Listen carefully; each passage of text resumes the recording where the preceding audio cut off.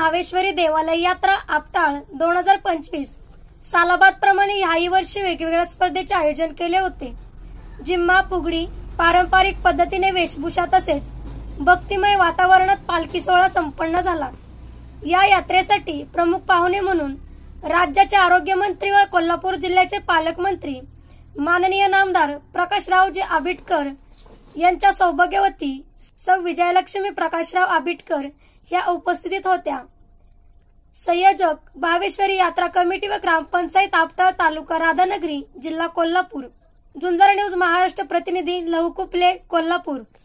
अशाच ताज्या घडामोडी पाहण्यासाठी आत्ताच झुंजार न्यूज महाराष्ट्र या चॅनलला लाईक, शेअर आणि सबस्क्राइब करा। झुंजार न्यूज महाराष्ट्र।